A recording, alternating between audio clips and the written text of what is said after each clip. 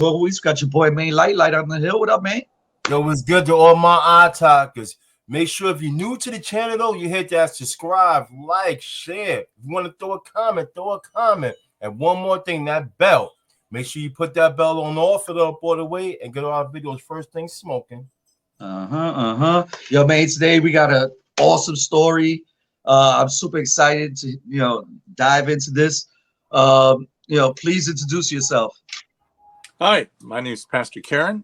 I am a 71-year-old transgender woman, a very happy 71-year-old transgender woman, and I'm happy to be here. Awesome. Welcome to the channel.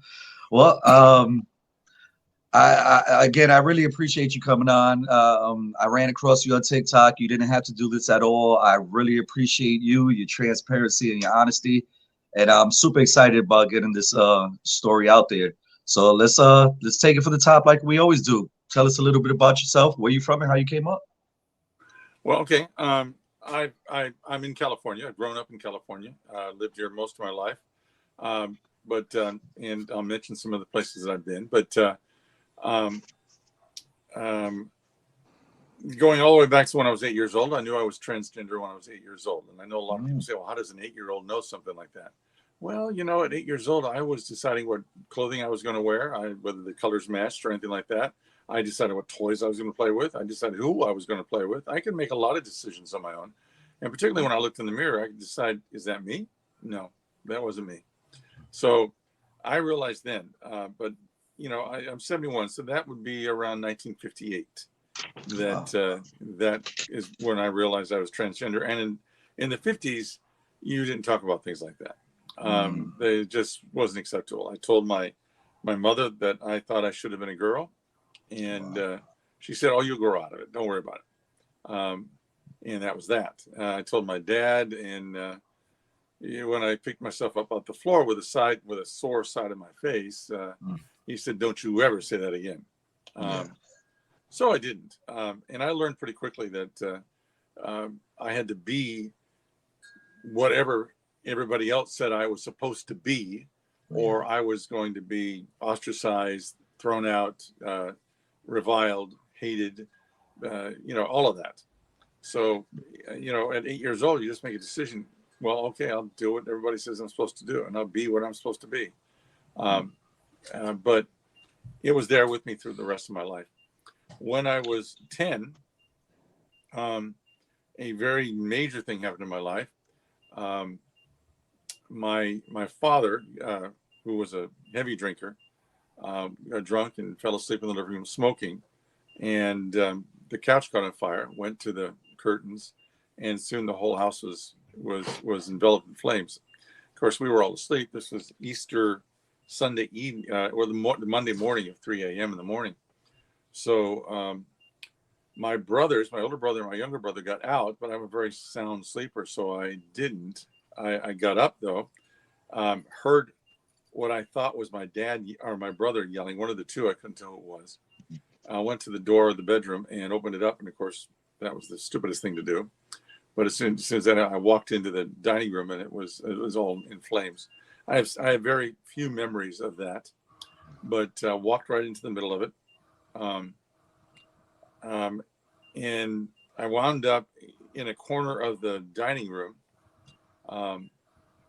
in a ball down in the corner. And the next thing I remember seeing is some of the firemen coming in. And in those days, they wore those big white asbestos suits when they went in, you've seen in the old movies. That's what I saw.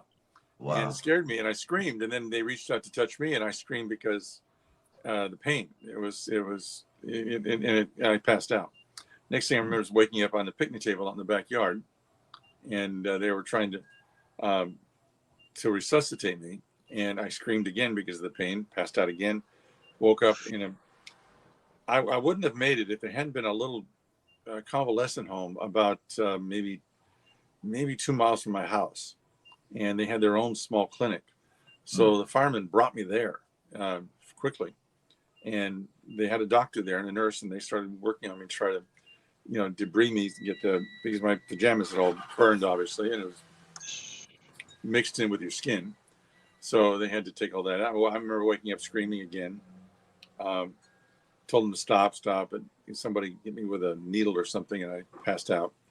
The next morning, I was transported to what was Los Angeles County General Hospital at the time, which I think it is the UCLA Medical Center, the old one. It's a huge building. It's like 17 floors.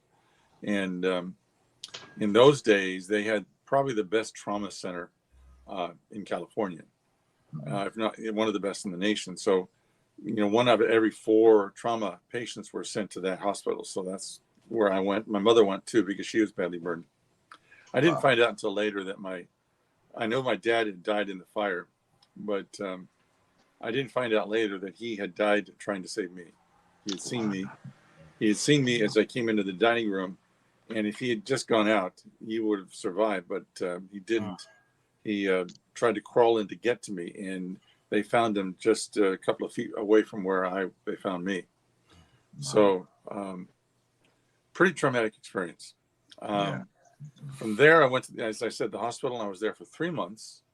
And that was torture. How badly were you burned? I was burned over 80% of my body, and 20% of that was 3rd degree. And for those of your viewers that don't know what that means, 3rd degree means there's no skin left. It's all of the layers of the skin are gone. And so being in the hospital for 3 months, I went through a number of skin grafts. They took the skin off my leg or off my areas of my back, and put it on other parts of my back that were really badly burned, and on my hands and a little bit on my face. So it was a long recovery process. They didn't have the treatments they have today. If they had, I would have been a little bit better off. But for instance, they wrapped your hands in or holding onto a gauze roll, which is the wrong thing to do. And that's what happened with this hand. It was healed with the ligaments burned. And so I can't open it up. That's what they did. They just didn't know enough at the time not to do that. But I used to go through daily bandage changes. I'd have to sit on the stool as they take the bandages off. And sometimes they didn't come off because they didn't have no-stick bandages then. And so sometimes the bandages would not come off easily.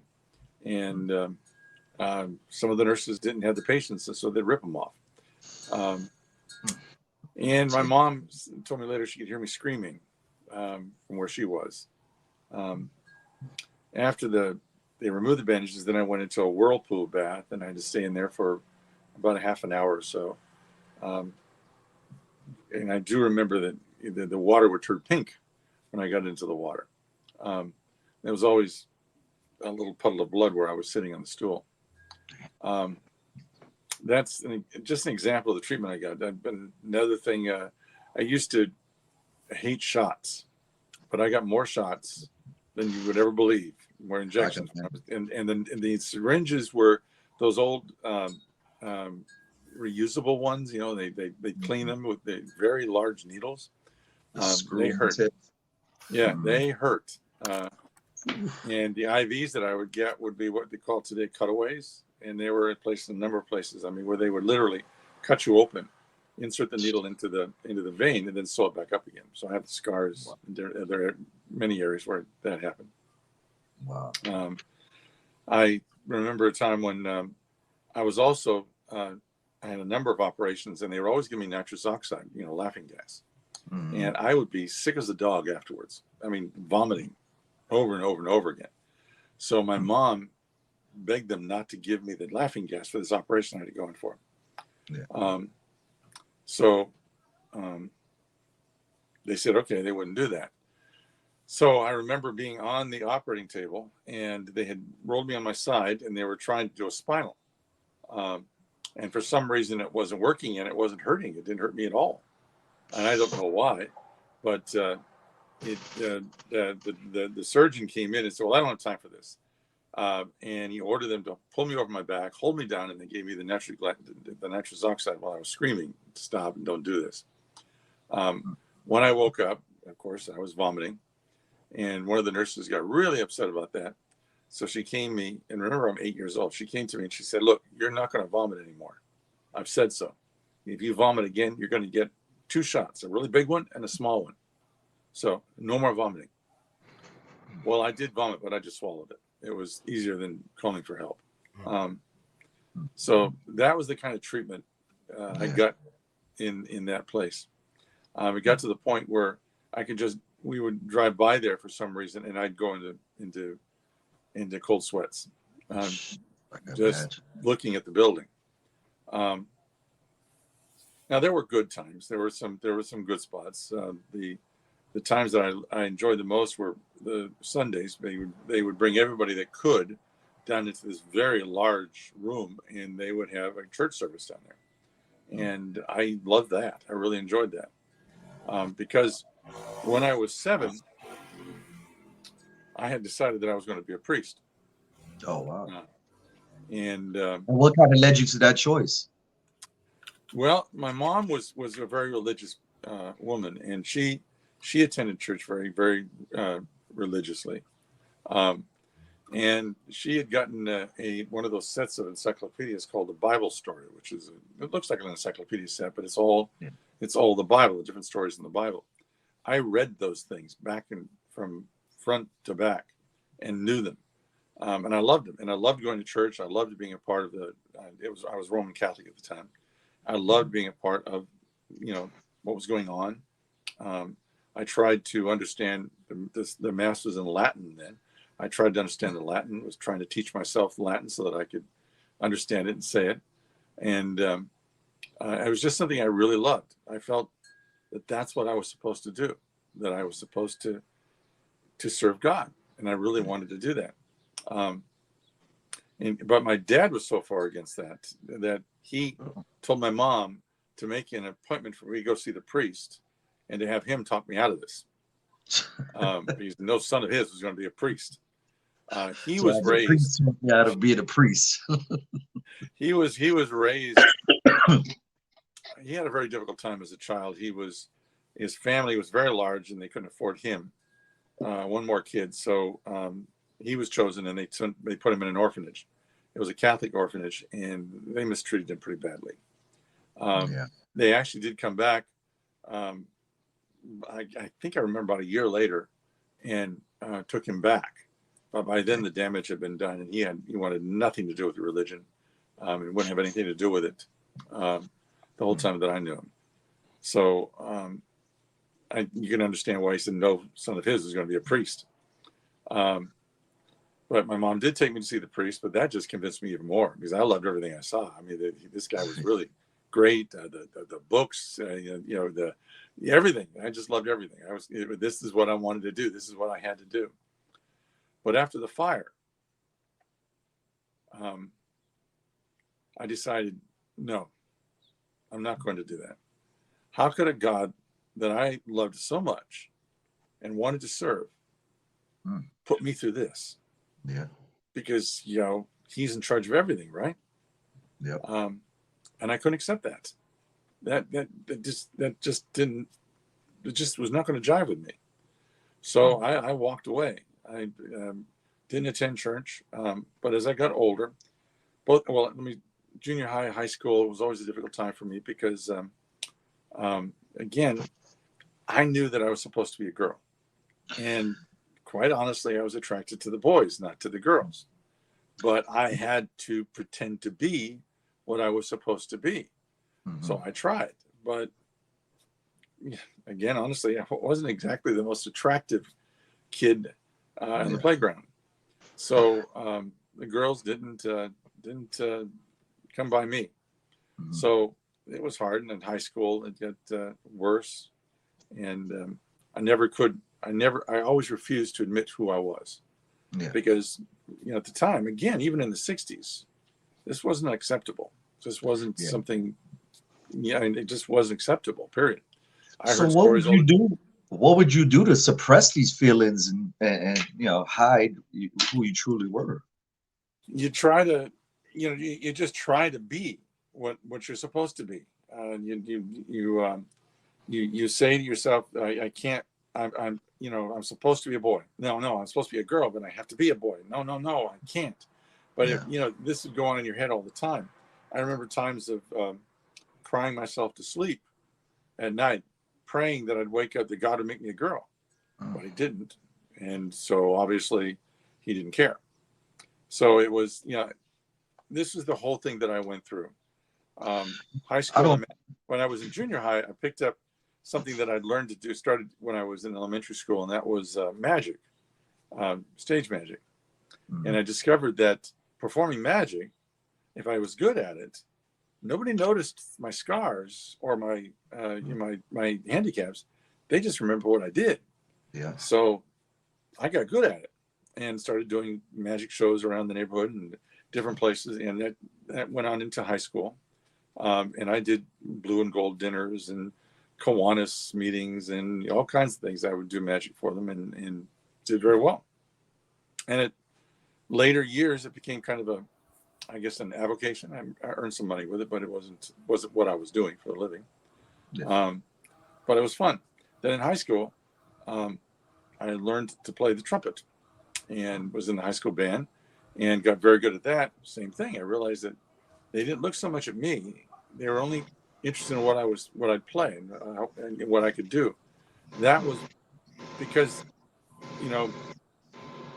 the scars were so bad then. They were really bad. They're not as bad now because they've gone down quite a bit over the years, but they were really bad. And it was very difficult to be accepted. I remember one time in high school or in junior high, they had this book that they passed around. In the book, what each page was a different student in the class. And on top of it would say, what do you think of? And then that student's name. And it went around everybody in the class, but every time it came near me, someone would take it and send it in a different direction. So no one was letting me see the book. And I was getting perturbed. So finally it came close and I grabbed it and they're all saying, no, yeah, you don't need to see this. And I am. So I opened it up, opened my page, and all of them had written very nice things, nice things, except for one girl. She wrote in what? And I'll never forget this. What? That big burnt pig with red bubble skin. I read that and I remember I went into shock right then and there. I couldn't believe that somebody would say that. And a girl, Yeah. Wow. So I didn't say anything at that point. I waited until I got home and I broke down. When I got home and broke down, crying to my mom, telling her about it, and she was a very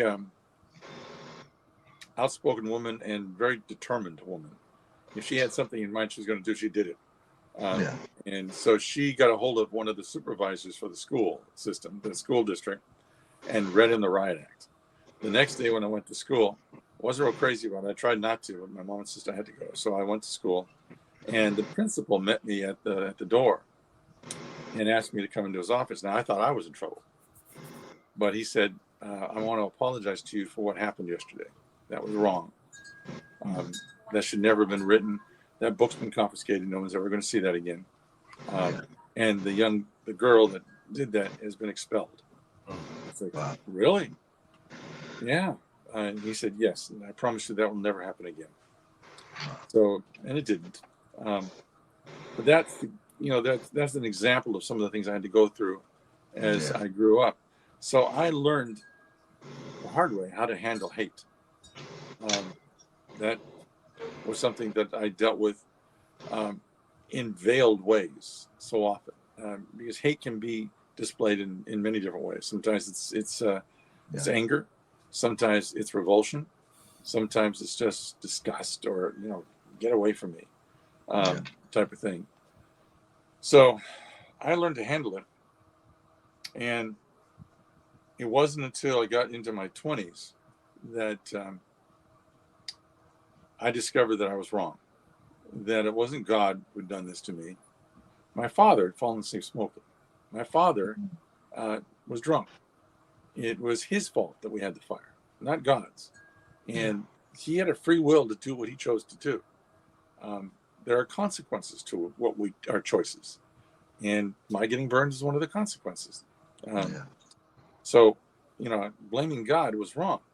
And I realized it was wrong. And I recommitted myself to God and and that whole calling came back again. I really wanted to serve him. Well, let me ask you a question. I'm sorry to cut you off. Did you No, start blaming your dad for this? I did. Even though knowing that he gave his life to try to save you? And see, I didn't know that at the time. Oh, okay. Honestly, I'm writing a book about my life right now, but I did not know that until about 4 weeks ago. Oh, wow.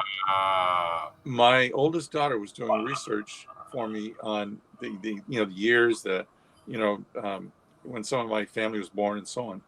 And she came across 2 newspaper articles that were about the fire.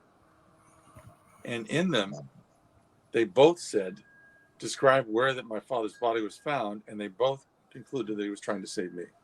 And all this time, I thought he'd been trying to save my mom. Wow. So you can imagine. Oh my goodness. My feelings just recently when I realized that. With resentment this whole time. Oh my God. Well, when I came back to God in my 20s, I forgave him. I said, okay, I forgive him. He made that mistake. There's nothing he can do about it now. It's done. There's no reason to hold any resentment towards him or hatred towards him. So I just forgave him. But this recent revelation was a bit of overwhelming thing to discover. And it'll go in my book, but I didn't change the story of the fire. Instead, I left it the way it was, and I'll make the revelation I had at the end of the book and talk about it. But and to make a very long story shorter, I did find a path to serve God, and it came through the Salvation Army. Through a friend and my trumpet, I discovered the Salvation Army and fell in love with everything they did and became an officer. But while I was in seminary, which is what the Salvation Army calls training school, training college, while I was there, I met a woman named Ruth, and she was an amazing woman. We went on a few dates, and she was very accepting, and just amazing. So, and I fell in love. That really surprised me that I could fall in love with a girl. I didn't think I could, but I did, and she fell in love with me. So we were married right after I was commissioned the year before her. I waited until she was commissioned the following year, and we were married right after she was commissioned. We spent 36 years together. Oh, wow.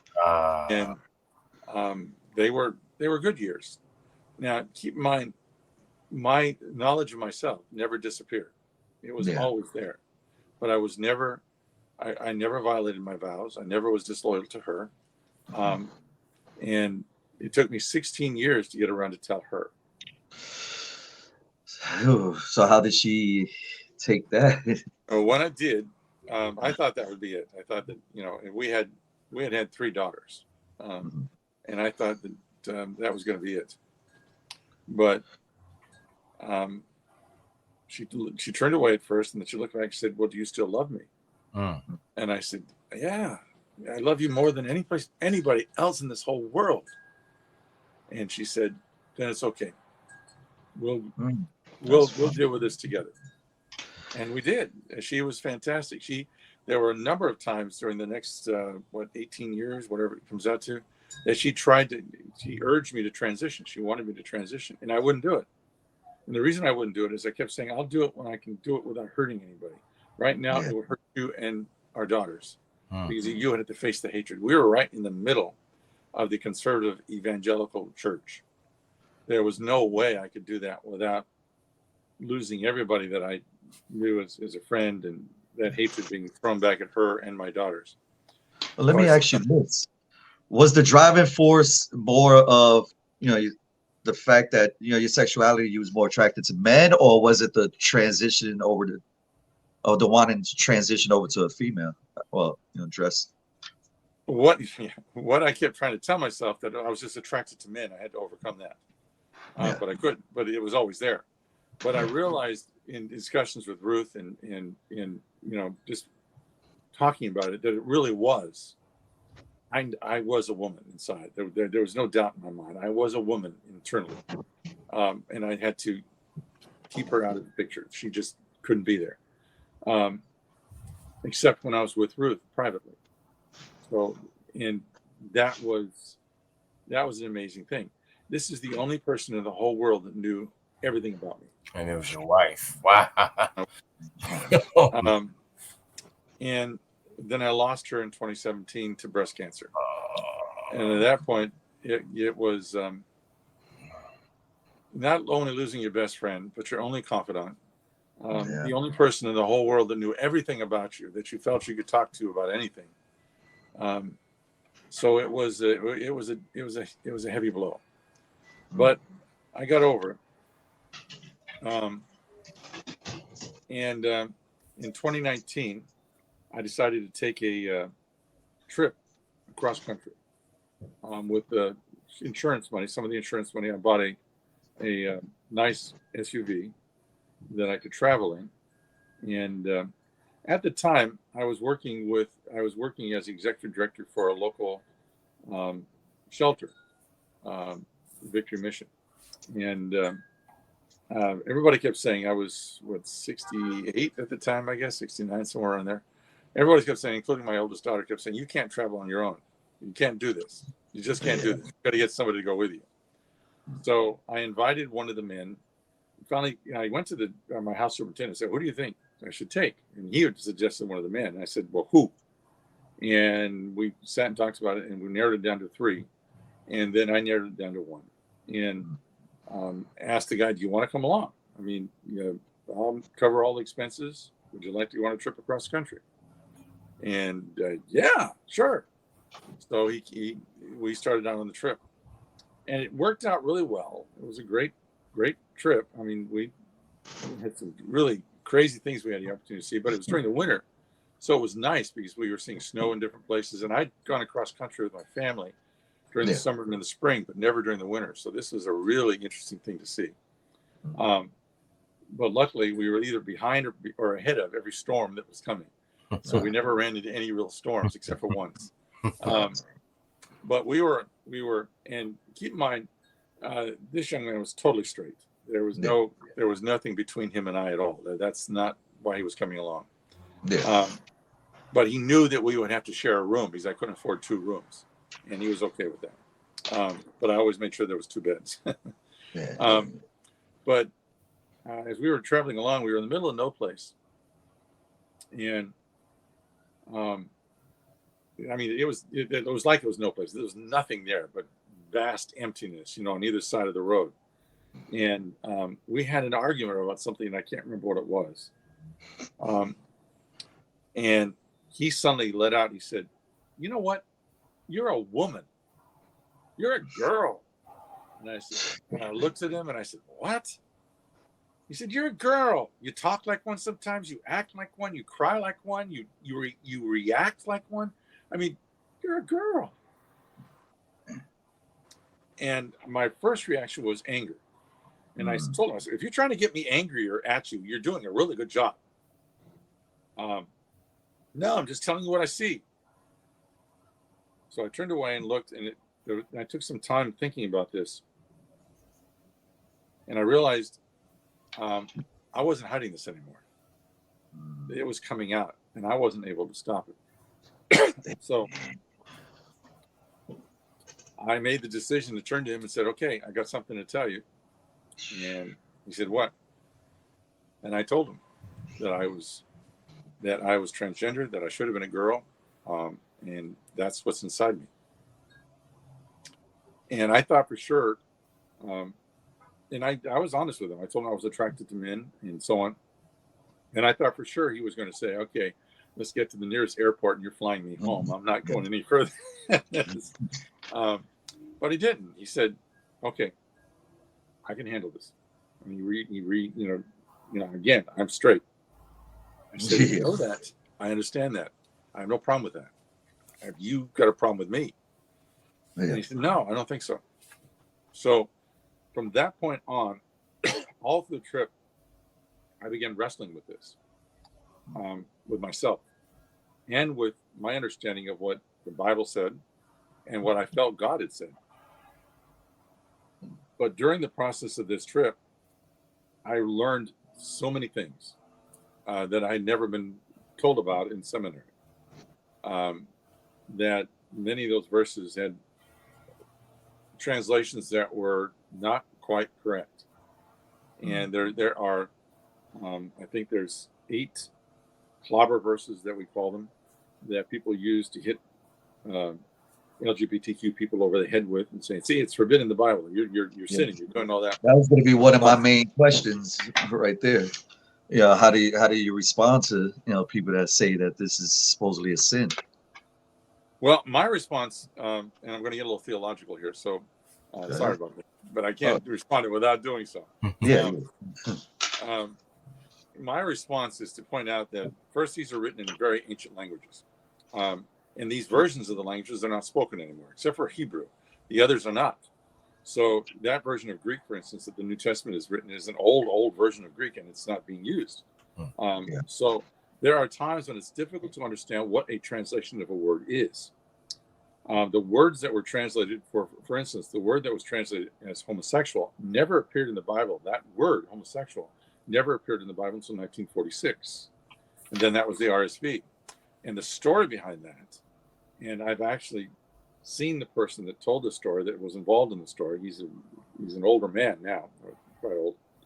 But when that Bible came out, there was a seminary student that looked at it and said, this can't be right. So he began doing his own research, and he wrote a letter to the committee. And I believe the committee was in Germany. Wrote a letter to the committee, including all his research and pointing out that you translated that word wrong. That is not what that word means. In fact, that word doesn't even appear anywhere in the Bible. And understand, the word homosexual didn't even come up until the middle of I think it was the 19th century.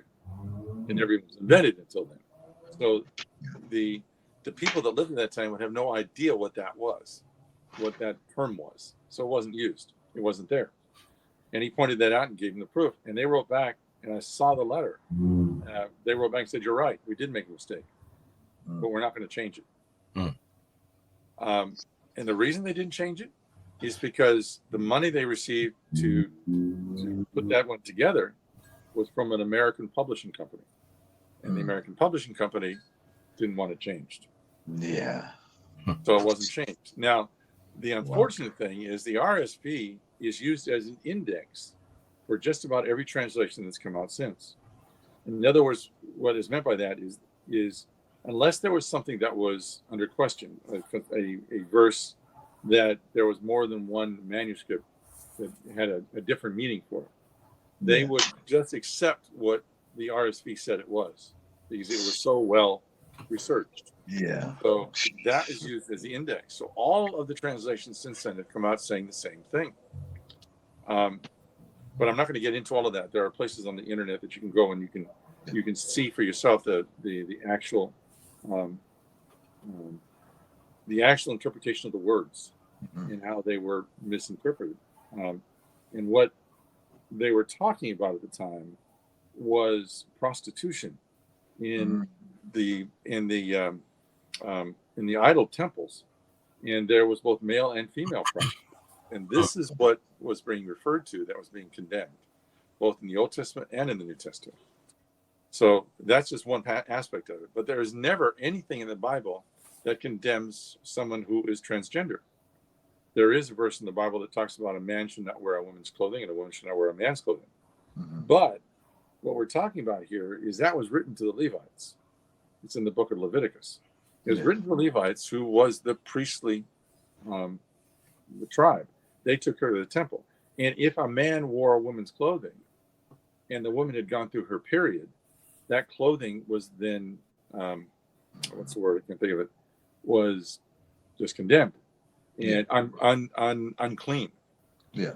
That meant if the man wore it by accident or whatever, he was unclean and he could not go into the temple. So there was a reason why. And you realize that the men's clothing and women's clothing don't look that much different back then. Especially back then, yeah. Yeah, so it would have been easy to make a mistake. But that's the reason that was there. Yeah. The other thing, of course, and this is getting even deeper theologically, Christians are under grace. We believe in Jesus Christ as our Savior and the Son of God. We accept the fact that when he died on the cross, he atoned for our sins. Mhm. And from that, we live in grace. And grace is an unearned gift. We can't do anything to earn it. We can't do anything to keep it. We can't do anything to get it. Nothing. It's a gift that's given by God. And once you have it, you have it. So we as Christians live by grace, not by law. The Old Testament laws do not apply to Christianity. Even Jesus said when he came and when he walked on this earth and was teaching, he said he would say one of the laws, and then he would say, "But I say," and then he would complete the law with something involving love. And that's what he came to do, is to complete the laws with love. That his ultimate act was an act of love. And all of this was what his purpose was to show us the true understanding of God, which is love.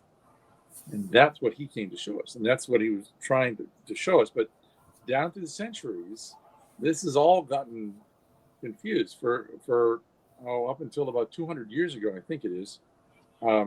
Everything was ruled by the law of love. In other words, if any question came up about what the Bible was saying, they would go back to what Jesus said. And if Jesus did not actually talk about it, exemplify it, or show it, or show it somehow, then it was questionable whether or not that was true or not. That was the law of love. But about 200 years ago, they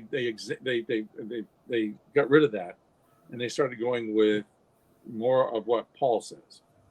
Started going by what Paul says, and what it has to all fit into what the other books of the Bible say, and that's where it gets so confusing. And there's a lot of research that's gone into this, and this is all things that I was discovering as I was traveling. On the way back, went all the way across country. I saw my younger brother, who I hadn't seen in 30 years, and my daughter, who was living on the West Coast or the East Coast with her family. And it was a great trip. Came back, we were in Las Vegas, and because I had lived there for 6 years as an officer in the Salvation Army, and was enjoying revisiting some things. And it was there that I made that decision that I was going to transition when I got back. And it was from there was the big change. And I wrestled with this day and night. Was I making the right decision? Should I resign and then do it, or should I stay where I am and do it, or what should I do? I don't know. But I decided I was going to transition and let God give me the guidance of what he wanted me to do. So that's what I started. So I've only been transitioning now for 2.5 years. So did you go to your kids first and discuss it with them? I did tell my daughter about it. I haven't been talking to my youngest daughter for some time because something happened when my wife passed away, and she and I have been kind of estranged since then. I would love to talk to her, but this hasn't worked out. She does know what's going on because my oldest daughter talks to her and has told her, but and has told me that she's fine with it. But I didn't start coming out and living as Karen until May 2020. And at that point, I did it on my birthday. And I decided that was the last birthday for the old me and the first birthday for Karen. And that's what I've been ever since. So it's and I have, when I say I'm happy, I really mean it. I have never been more content, feeling so real and genuine and authentic in my whole life. I mean, there were some beautiful things that happened in my life that I could tell you about. We could be here all night, but some really incredible things. I actually witnessed some miracles. But those things happened because I was trying to be myself so bad. But I think God knew who I really was. And it just took me time to agree with it. So how did the church take it? Well, not really great. I had left. We had left the Salvation Army back in 1995, and came to live here in Salinas, where Ruth grew up. That was another crazy thing. This is the woman that I met in training school and married grew up in Salinas here, and I was part of. I played the trumpet, I told you, and I was part of a marching band called the Toppers, and we came every year to Salinas to march in the California Rodeo Parade. So I probably passed her. That she watched the parade every year. So we probably passed each other. Anyway, we laughed about that many times. But church that I was going to was a local church, a Baptist church, and I was working with the mission, and that church is the only church. I actually came out to the pastor of the church, who I thought would understand. He didn't, and the church decided to pull back from supporting the mission, and they wanted nothing to do with me. I did find another church where I could go to, and it's an Episcopal church here in my area, and they're totally embracing and inclusive and fantastic people. I'm really enjoying the fellowship there, and the encouragement and support that they give me for what I'm doing. So do you feel like you're getting more support from like the newer generation versus the older generation? Oh yes. The way it is today, the acceptance of the LGBTQ community is much more than it was way back then. There's still problems. I mean, we can see those problems going on across the country right now, and the laws that are trying to be that the Republicans are trying to pass everywhere to outlaw either being a transgender or being gay or saying gay or anything like that. I mean, there's over 100 laws, proposals right now across the states that are being considered to limit the lives of those who are LGBTQ, and it's crazy. It's absolutely crazy. You see people that are, and I run into them all the time on TikTok. Let me tell you. That are, I don't know what you would say. They're really, I don't like to get into politics, but I'm just saying that they followed a particular president. And they are still following that particular president. And they will say all kinds of things to tell me off and that I can't live my life. And yet they say they want to live their life without government rule. They want to be left alone to live their life. Yeah. So it's okay for them, but they can't do it for anybody else. It's just crazy. It's hypocritical. I hear this all the time. So it's but the good thing about it is that the videos that I've done have all been designed to be supporting and encouraging and bring hope to the LGBTQ community, to let them know that God hasn't abandoned them. God doesn't hate us at all. He loves us very much. He loves everyone, period. And because of that love is right there for us. Yeah. So, and I know that churches have thrown out. I've had, excuse me for a minute. I've had messages come to me from followers to say, I was just ready to do myself in, and I saw your video. I'm going to try it again. I'm going to try to find another church, and I'll try. And they keep responding, and they I keep up with them. Awesome. I just had a person send me a message in my live that I did yesterday, telling me that he said, you prayed for my mom a year ago, and she had stage 4 cancer. She's now cancer free. Thank you. And I said, look, don't look at me. I'm not a healer. I didn't do that. She probably did what she was supposed to do, and God healed her. That was a healing that came from God, not from me. And I rejoice with you that that's happened. But every Wednesday I have a private live, which is for followers, and it's very small. It's usually 50 or 60. I have 337,000 followers, but I never see them all. And then in the lives that I do just for the followers, it's maybe 50 to 60 there. But it's a great time. They'll bring prayers that they want to be prayed for. We'll have We'll discuss a Bible verse, and a lot of them are not, they're not gay or anything like that. They are maybe allies, and they just want to know more. They just want to understand more. Whereas on Sunday, I do lives every Sunday at 2 o'clock in the afternoon, Pacific Standard Time, and boy, the hate that I get there. Woo!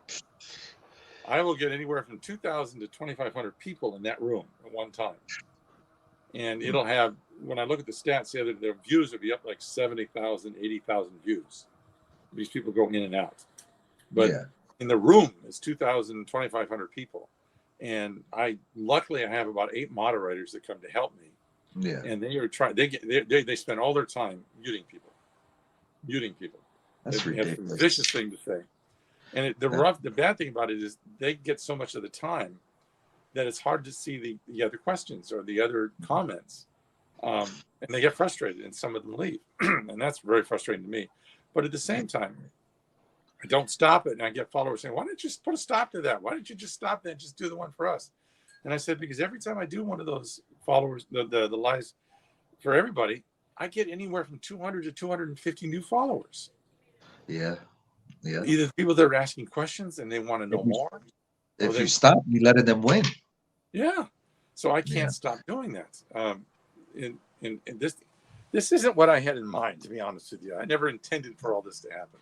Yeah. Doing the TikToks was a challenge. I was feeling really, really down and lonely because I was a senior, and of course that I was told I had to stay in my house. I couldn't leave. It was getting bad. But I had a friend come over, and he said, "Okay, this is it.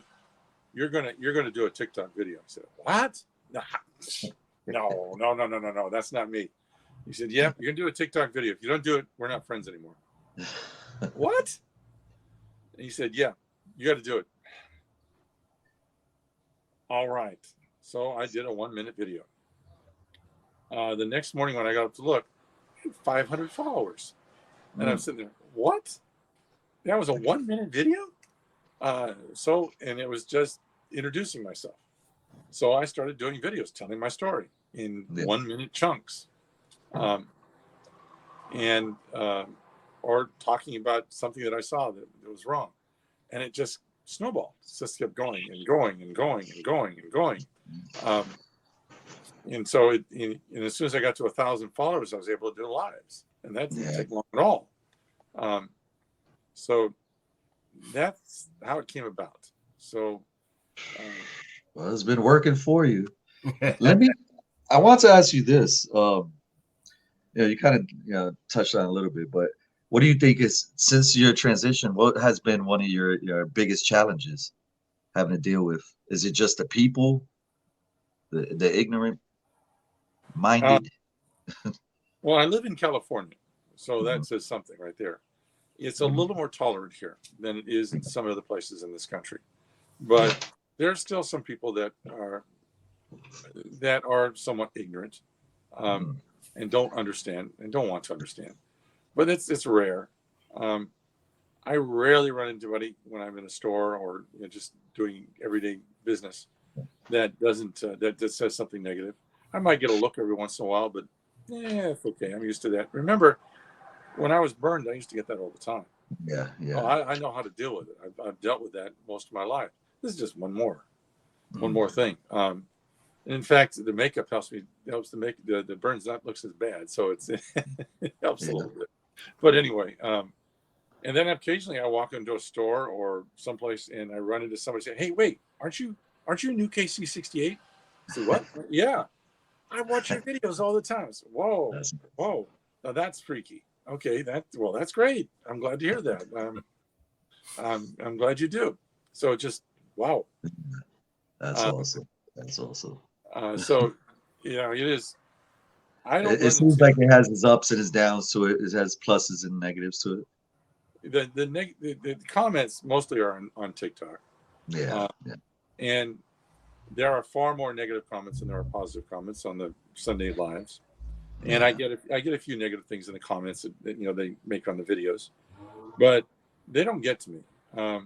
If they're really negative, or if I respond to them and they can insist on doing what they're doing, then I'll delete Exactly.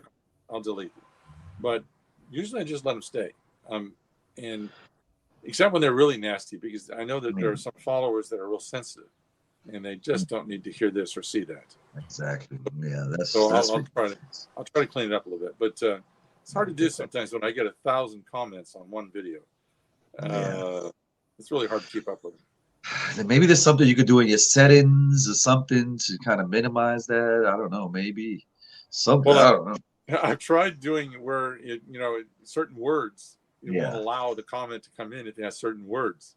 Yeah. But I have had to build those words up so much. I mean, it's Yeah. I can't keep up with it. They get real creative. They create their own words, and so it's interesting. But it's I believe the world is changing, and we're moving forward. Talking about the church, every 500 years or so, the church has gone through a major evolution. Yeah. Some 600 years ago, Martin Luther took his statements, attached them to the door of the Wittenberg Cathedral, and that created Protestantism. That split Christianity into two pieces: Catholic, Protestantism. Wow. And it's grown ever since. We're due for another revolution. And Yeah. I really believe that new evolvement that the church is going to do is going to be learning to understand and to accept those that are in the LGBTQ communities as human beings that have something to offer and to bring to the table. In other countries, if you go in other countries, there are many countries on the world that revere transgender people. They consider them closer to God than anybody else because they're both male and female. So that's close to God. I'm a little ignorant to it myself. So with a transgender, is it that? How do you feel like you're in a shell and you looking out of a shell of a body that you shouldn't be in, or is it mental? I don't even know. Like, can you just explain it if you can? Sure. The term for it is gender dysphoria. Mm-hmm. It simply means that who you are physically and who you are mentally don't agree. And there is no way to change this. The church has tried for decades. There was an organization that was around for a number of years called Exodus International, and their whole purpose was to change gay people to straight people.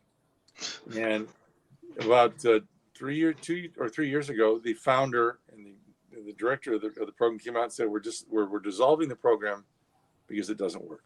It can't be done. Everybody that we've done this with has all admitted they were still gay. They just tried to pretend they weren't, or they tried to cover it up, but they were still gay. You can't change that. And being transgender, you can't change that here either. I mean, people think they can, but they can't. The only thing you can do is to change the body to match this. And when that happens, you suddenly have agreement going on. And you have no idea the peace that comes into your whole existence when suddenly you feel whole. Wow. You really feel like you are a whole person, that you're not battling. You know that 40% of people that are transgender, that identify as transgender, do commit suicide. And the reasons for that, that's 40%. That's a huge number of people. That is a huge number. And the reason for that is if they don't transition, they're miserable. Yeah. If they do transition, they're hated and condemned. I can't tell you how many kids on TikTok that come back and ask me, what do I do? I just came out to my parents and they threw me out. What do I do? It's horrendous that parents would choose a statement from their pastor or somebody telling them that they're supposed to hate their children and throw their children out. It's just plain wrong. And that happens so much.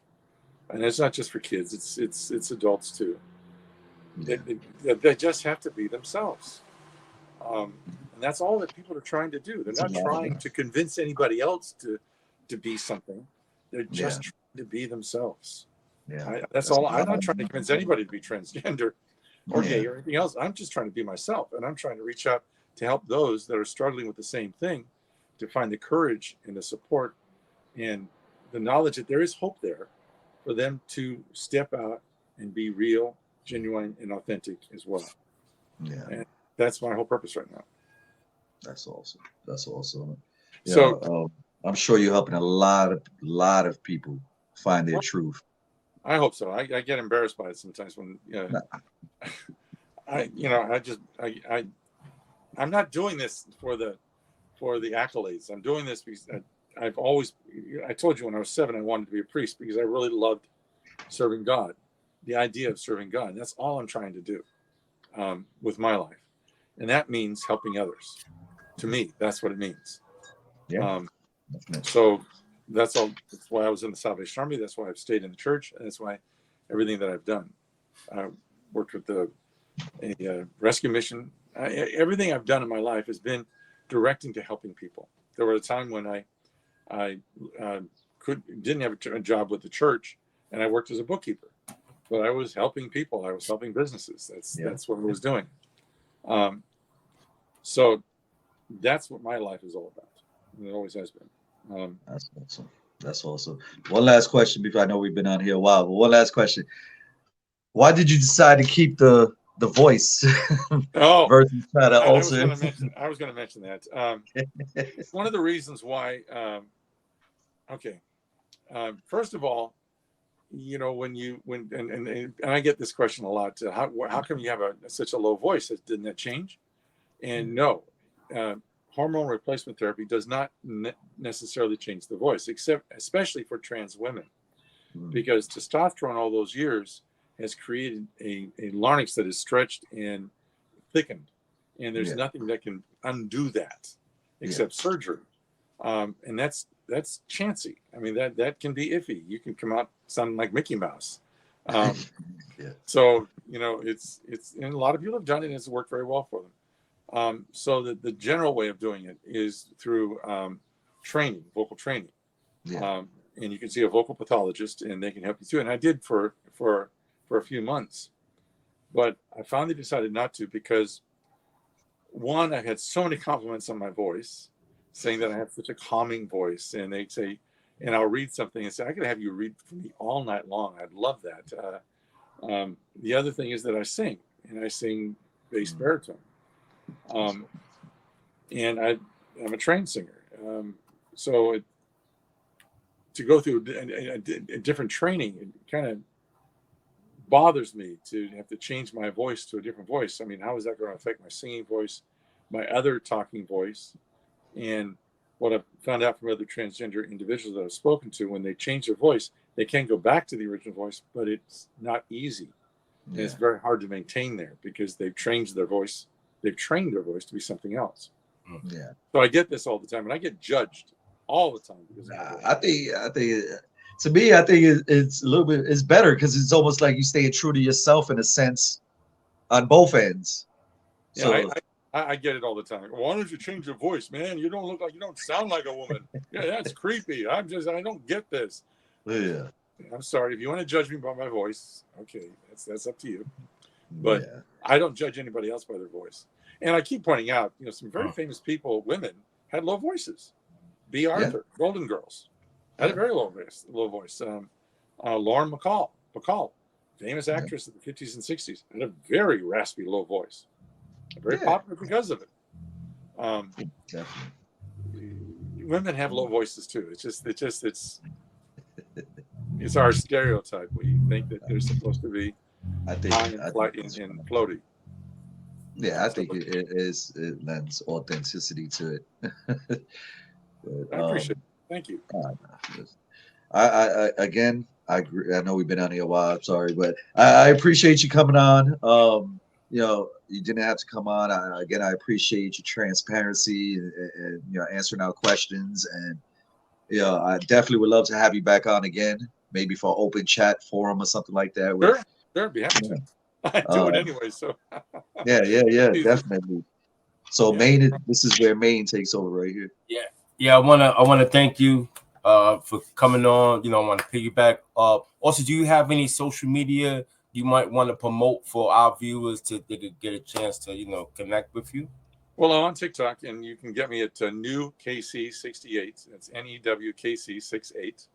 And I don't have a YouTube channel or really anything else. I'm looking at that right now, trying to work out the technical side of that. And if they want to send me an email, they can send it to newkc68@gmail.com. And Instagram. You got Instagram? Right? Yeah, I do. I have Instagram, and I think it's the same thing. Yeah. I think so. Yeah. I'll put it in the description anyway. I'll post it in there, and I'll post your TikTok as well. And as I told you, I'm rarely on Instagram. You know, when you do a TikTok video, it automatically goes to Instagram, so they do appear there. But I'm rarely there. I just don't have sometimes I have nothing to do. I'll sit and start looking at those Instagram things, and you know, some are very, very good and very amazing. And I never discovered you. I'm going to have to go back and look at you guys. Thank you. That's going to be great. I think we have a pretty cool channel. I mean, you know, for the most part, we're just regular people that just come on and like to, you know, mingle with the people. Cool. Very cool.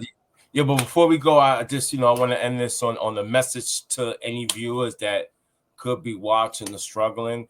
If there is an individual that is struggling with, you know, what they want to be in life, and you know, there was that breaking point, whereas, you know, unfortunate events can happen, what would be your message to them? Don't give up. They're just not realize there are people out there. This world is changing, and there are thousands and thousands of people out there that are willing to embrace them and help them find who they are and to be who they are. If it's a church setting to look for, they can go to a website called gaychurch.org. Gaychurch.org, and there they just put in their zip code, and it will tell them where there is an accepting and embracing church in their area. And if there isn't, many of these churches have online presence. So go to one of their services there. Go to there, contact their pastor or whatever. There are people out there that do want to help and do want to come alongside you. They can send a comment to me. Go to one of my videos and send a comment to me. I will respond. And I have sent my email address to people. I've even called people and talked to them on the phone. So it's, you know, I don't mind. I don't give my phone number out generally, but I do give it to individuals that ask for it when they do DMs. But that's the thing. Don't give up. There's no reason to give up. There is hope out there. There are people that want to help you. I don't care where you are. There are people there in every state of the union. There are organizations, there are churches that will come alongside you. Just have to look for them. If you don't know where they are and you can't find them, send me a comment. Go to one of my videos. Send me a comment. I look at all the comments. I try to answer all of them. It's hard sometimes, but I try. But I'll send you information that I can get for you. But don't give up. Life is so much more worth it. And once you find yourself, when you really found yourself, and you are living that real, authentic, genuine life, you cannot believe the peace, the love you're going to feel for yourself, and can take that love and send it out to others. I mean, it'll be amazing, and it's a completely different change. It just changes you. Let it happen. Give it a chance.